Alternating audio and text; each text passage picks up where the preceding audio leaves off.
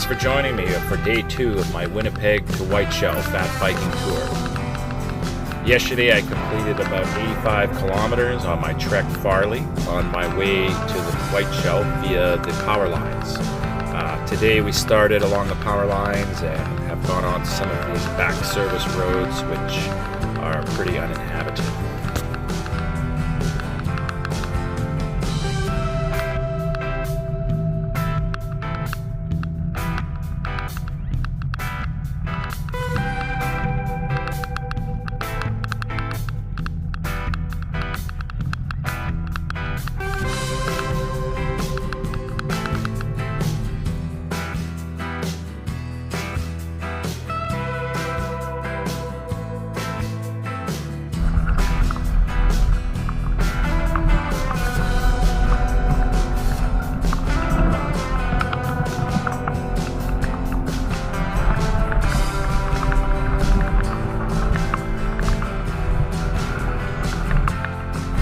Didn't really know what to expect upon the power line, and there were a lot of swampier, marshy areas that the fat bike really handled well. On the other hand, there was some parts that were just impassable, and I'd highly recommend taking the gravel service roads around instead.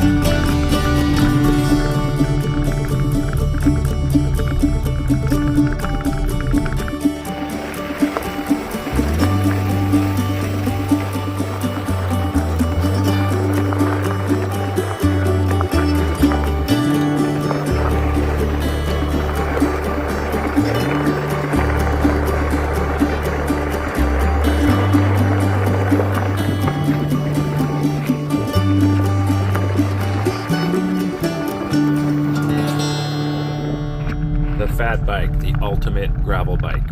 When things are this loose, it makes quite the difference when all that extra rubber meets the road.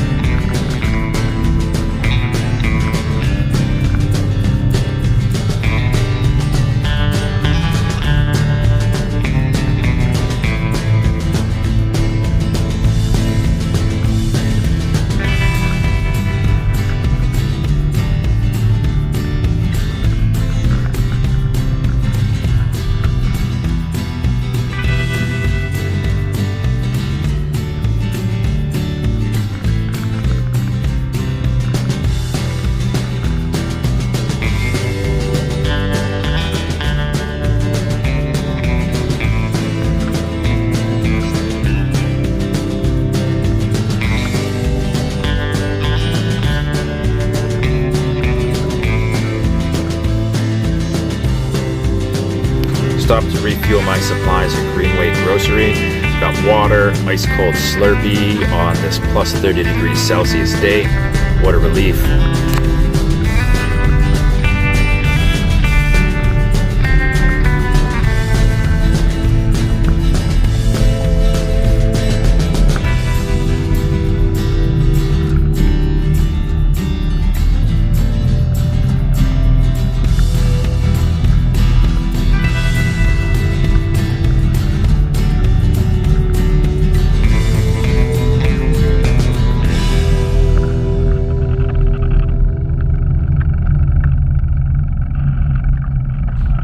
The Seven Sisters Power Generating Station supplies electricity to Winnipeg and the surrounding municipalities.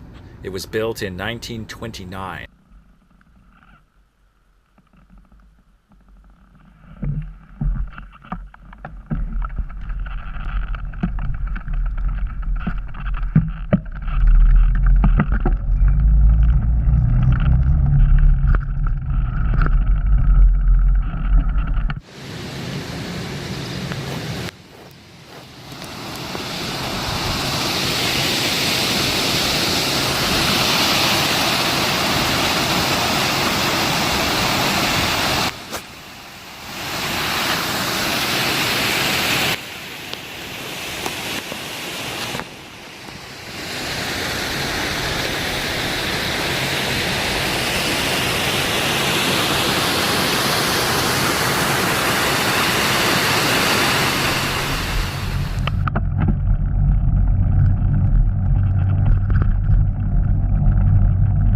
I thought these antique lamps along the deck here were really cool.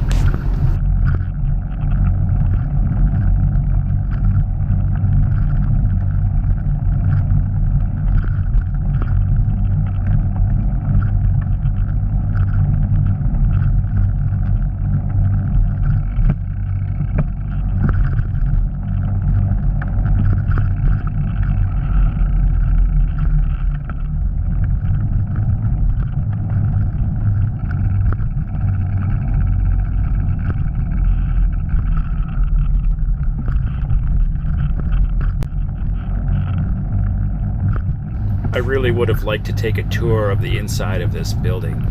It's pretty old, and I'll bet you there's some real history about the hydroelectricity in Manitoba within those walls.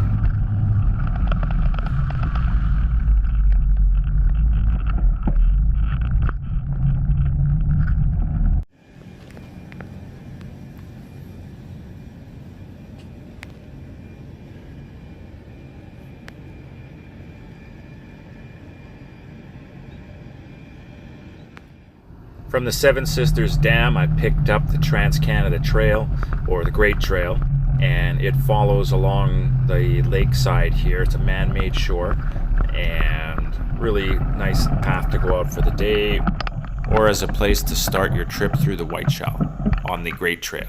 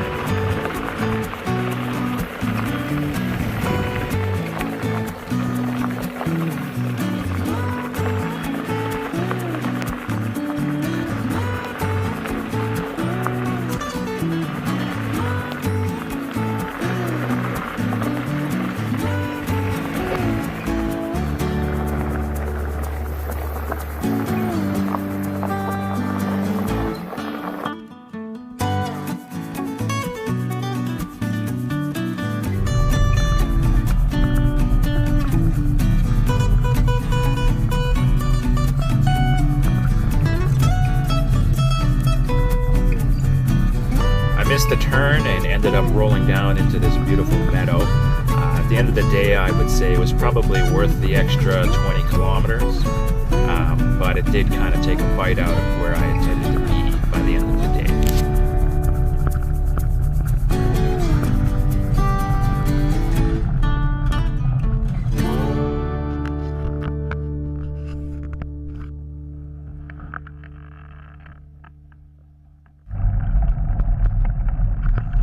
There were some long climbs here, and the GoPro just doesn't do this any justice.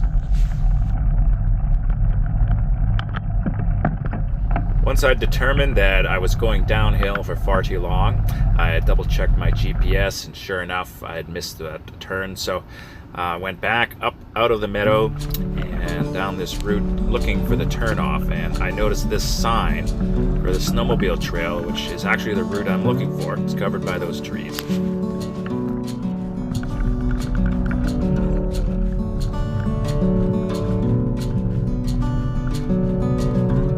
This route would be next to impossible without my GPS for directions. And I ended up relying on my GPS more than I thought, and therefore kind of sucked up the juice from my batteries sooner than I expected as well. And when I say GPS, I mean Samsung Galaxy S8, on which this device I have shot the video as well as a GoPro, and I've edited using an app called KineMaster. Brilliant tool.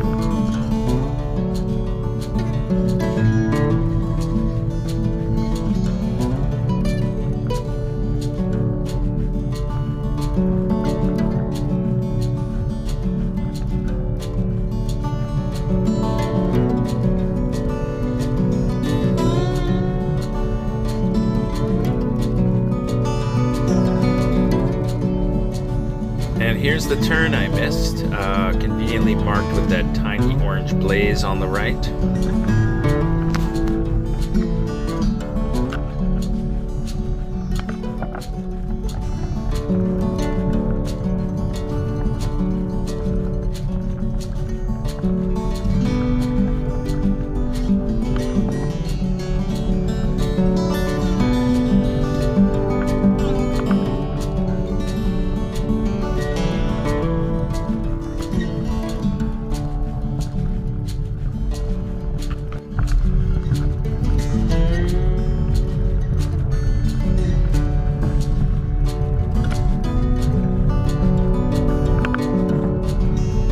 Was getting pretty overgrown at this point, and I started to wonder if I was on the right path.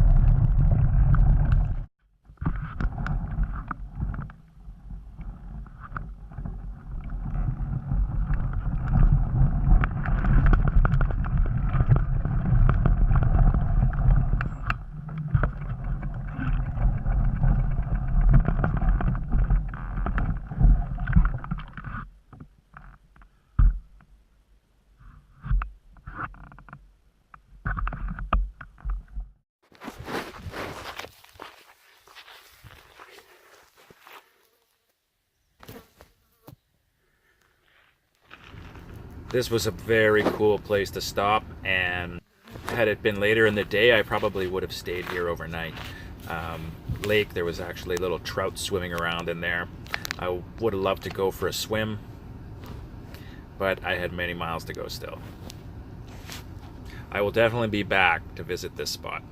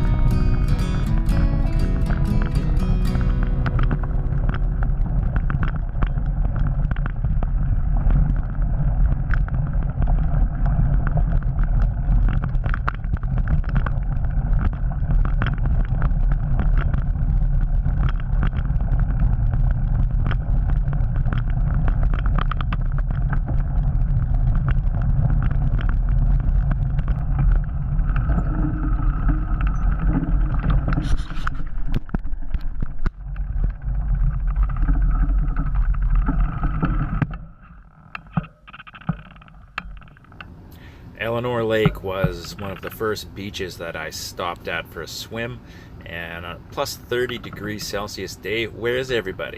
I saw footprints. There must have been something going on in the small town here. I had the whole beach to myself.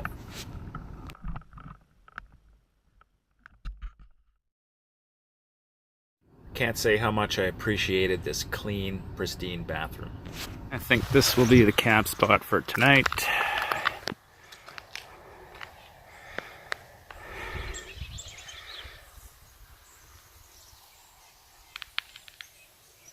As you can see why.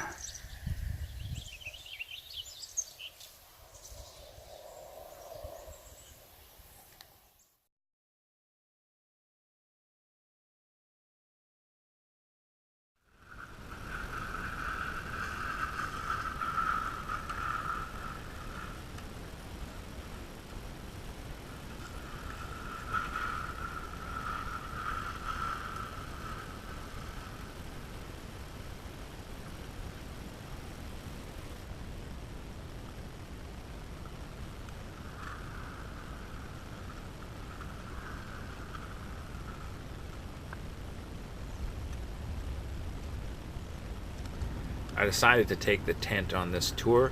I just found that in the really hot weather, sleeping on the ground with plenty of airflow was better for me.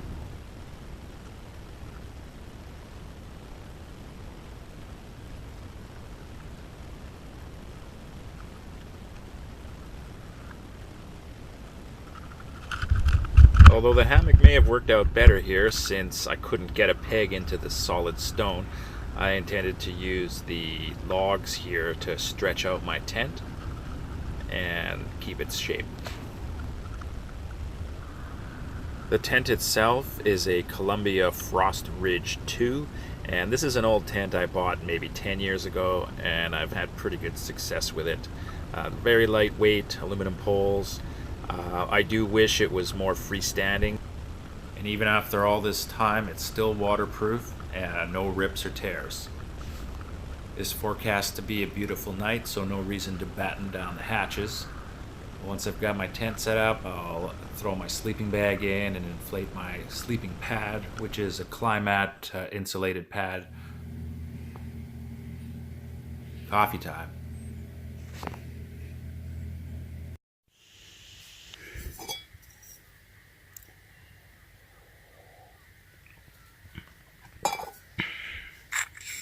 I've had some requests for the details of my alcohol camp stove. This is all homemade. This little bottom cup kind of acts as an insulator or riser. I sit it in that lid to insulate it from the ground. This alcohol stove is actually made from a couple of Heineken cans. It's a double wall in there. There's plenty of these DIYs on the internet, so I'm not going to show you how to make one of these. I've added this heavy steel ring as a kind of an element, and that stays hot long after I turn off the stove, so usually I'll put my mug on top. There's my collapsible windscreen. And all of this folds up and fits into that steel mug.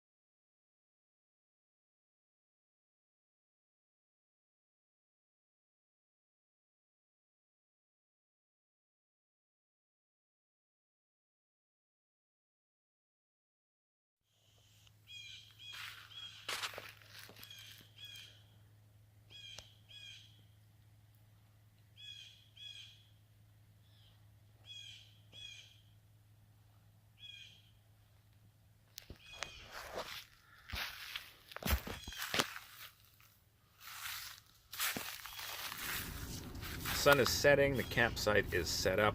I've Got my fat bike covered in a tarp just to keep off any rain or dew that falls, and if I hear anything rustling around because of the tarp, I'll be able to look over and see.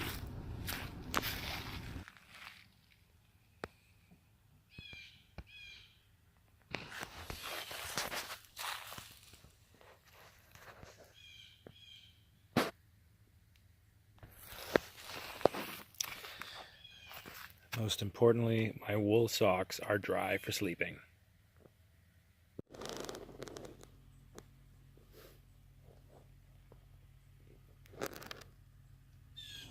Ah, sunset country and lovely birds calling me to sleep. Maybe not so much.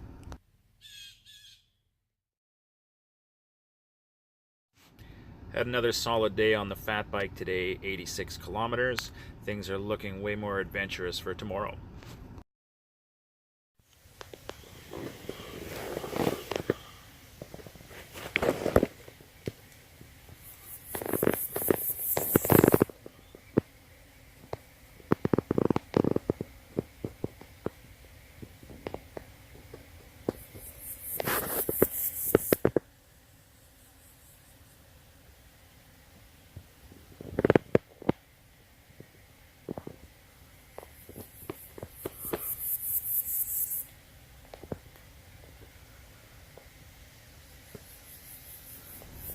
Thanks again for joining me on my fat biking tour.